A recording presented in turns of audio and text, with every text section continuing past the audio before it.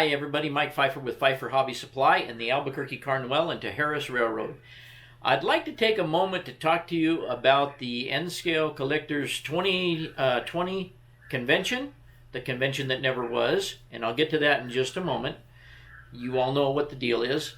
This is my 25th anniversary shirt from Pittsburgh, but let me just do some talking about the convention this year that we've all missed. Okay, all of us are, I'm sure, saddened that we didn't get to go to the convention this year because of this stupid pandemic. But I think that everybody, as far as these big get-togethers, is probably making the right choice. Not probably, but is making the right choice. But that doesn't stop me from taking a moment to actually speak to you somewhat, and I'm not knowledgeable about what I'm speaking about, but I do know one thing. I know that setting up these conventions is no easy chore, and I'd like to take a moment to thank all the people that were involved in getting this convention set up, even though it didn't happen. And they do it year after year. They never complain. They seem to enjoy it. I'm sure it wears on them after a while. But let me congratulate some of these people. Okay, I would like to take a moment, and I have a cheat sheet here, so you're going to have to bear with me. I know all these guys, but not in their titles and all that. But they bring if you belong to the N-Scale Collectors, you know that they bring us a beautiful magazine, and there's a lot of people responsible for that. There's a lot of people that contribute to that magazine, and there's a lot of people that advertise, and the distributors and manufacturers and everybody else that's in there.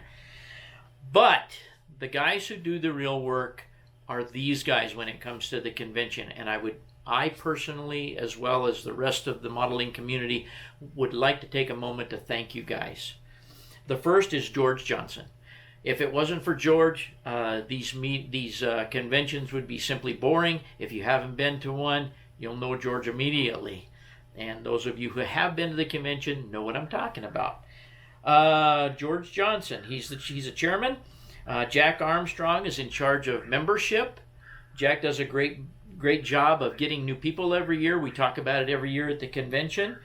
Dick Ohlendorf is in charge of web service. He and his wife do an outstanding job of being available during the convention, working on problems, logistical things, and I know it's a hard job, and you two really deserve some respect for that.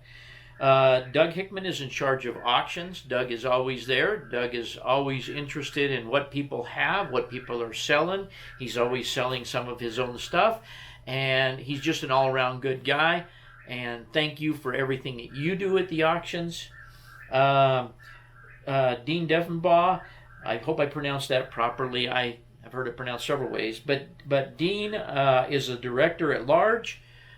Dean suffered a heart attack a year or two ago, and I hope he's on the road to recovery, and I think he is. I don't get around to talking to him hardly at all, but he's a director at large.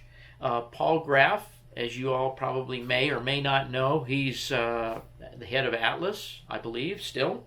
Anyway, he's in charge of publications, and Paul is always there. Paul is always supportive, and he does a great job in what he does for the organization as well. And he's always at the conventions, always busy guy, and thank you, Paul. The convention really wouldn't be anything, and I'm sure that all these other people would agree, if it wasn't for Eric Smith. Eric is just a gigantic contributor to every convention, and those of you who do or may not know, Eric Smith has to do with microtrains, and he makes all the arrangements for giveaways. I don't know what else he does, but I know he's constantly busy at the conventions, and Eric, thank you. John Mosen has just been chosen to be a new director. They've handed off some of that work to John. John's always at the convention. He's also always a busy guy. You can always find him somewhere at the convention and always ask him questions, and he's always receptive and he's always there. And John, thank you for stepping up. Dave Kaplan, he's another one that's always there, always very helpful. We have Rob Hamilton, and I forget what Rob's job title is, but thank you, Rob. I know you're always there and you're always doing a job. The last person, and I'm sure it's not the only person, there's a lot of other people involved in this that I don't know the names of, and we're going to thank them all blanketly right now. But there's also Fred Hoxie. Fred is in charge of publications and special runs, and he is the one that gets all the special cars done for the conventions. Anything to do with NSC, he does special run stuff. So he's in constant contact with Eric Smith, and Fred runs, and his wife actually, they run around like mad people at the convention as well. And I want to thank you all for all that hard work. All these people that I've just mentioned, as well as all the people that I didn't mention in the background, I and the community would like to say thank you for doing what you do, and we are appreciative that you went through all this work this year just to turn around and have it canceled. I think people take it for granted. You know, they just see that, oh, I didn't get to go. Well, there's a lot of work in advance, as you all know, and as I'm telling the public, in setting one of these conventions up, making the arrangements, looking at the rooms, flying to different places, doing stuff, organizing, all the stuff that they do. And I'm actually surprised they get it done. But usually the conventions go almost, if not, absolutely flawless, and you guys deserve a lot of respect from those of us in the model railroad community. So that being said, I'd like to take a moment just to leaf through my N-Scale Collector magazine, which I'm cheating from here. I'd also like to take a moment to thank the Dixie Model Railroad Club, who was going to have their layout open to the public at the convention, and I'm sorry we didn't get to see it. I would like to thank Bill Struck, who had a home layout that we were going to tour, that was on the layout tour, and I'm sure there was other people that probably signed up for this that aren't in the magazine here. And thank you as well. Jim Rising, I've always wanted to meet Jim. I see his work on some of the forums, and he's an absolute master modeler. We were going to get to tour his layout, and I'm sorry I didn't get to see that. But Jim, thank you for stepping up. Jack Fisher's layout, we were going to be able to take a look at that. He's in here listed. I've just seen some pictures of Jack's layout here, and it looks like a beautiful layout. A lot of passenger stuff taking place on that layout, apparently. And let me go through here and see if I can recognize more people that we need to give thanks to. Okay, and in glancing through the magazine, I also neglected to mention Mike Nolan, whose layout was going to be open during the convention. Thank you, Mike, for stepping up to the plate. I think everybody else here was pretty much mentioned. I would also like to take a moment looking through the book to recognize George Irwin. If you guys don't know who he is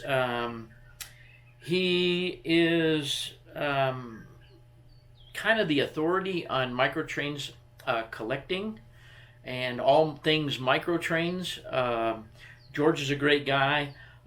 He's always at the conventions as well. And he always puts a publication in the magazine about rare cars, new cars, that kind of stuff. He's kind of the unknown authority if you don't know who he is. I've mentioned Jack Armstrong. He's always got contributions in here. And Eric, another man that's always at the convention that sometimes we overlook simply because it's not really train. But that would be Carter Fritchell. I believe I pronounced that correctly. I'm not sure. He's always there at the conventions. And he is in charge of N-Scale vehicle reviews.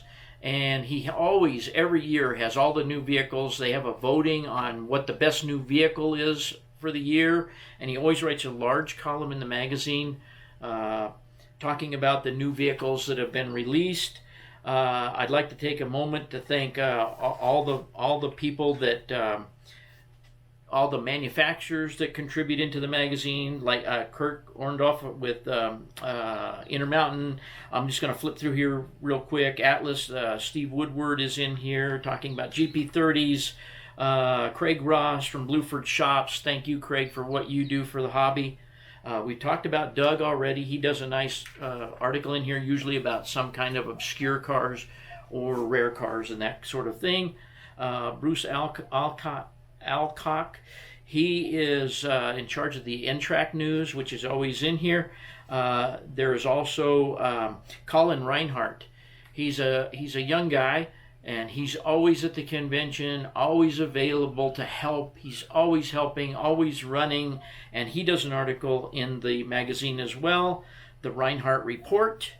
It's really about all the N-Scale announcements that have come out. Let's see here.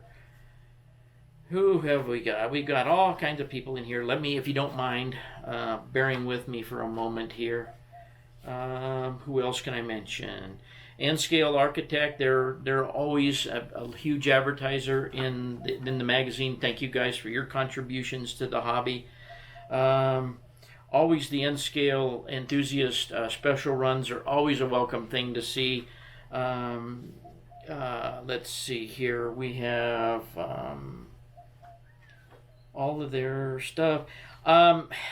They also do a lot of advertising for these conventions, I might add.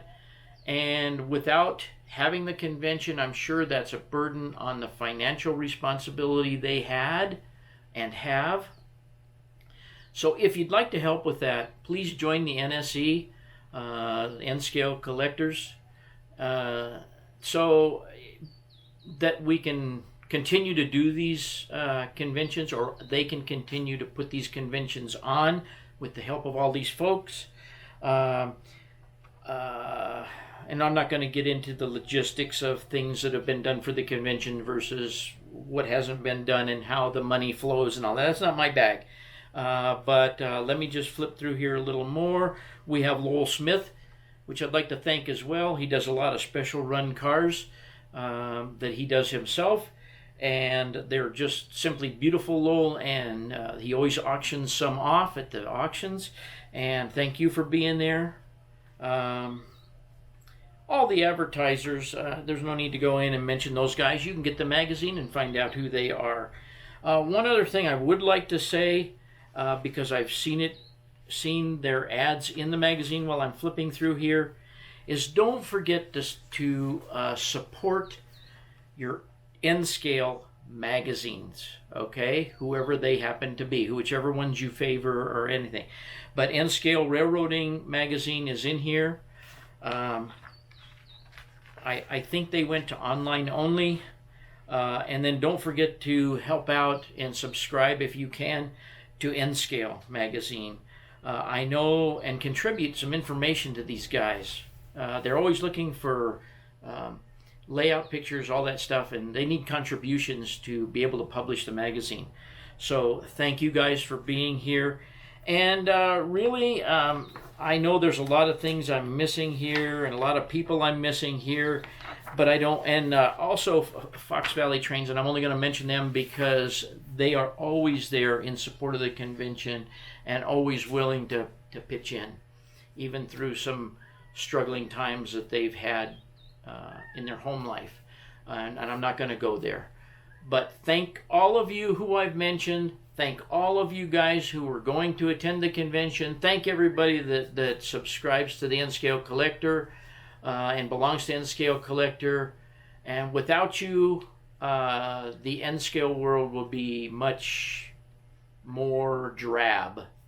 So let's keep it up. Let's thank all these folks. And I'm glad you guys stopped by and listened to me ramble here. But thank you to everybody that had anything to do with the 2020 convention, and I look forward to seeing you next year in Reno, Nevada.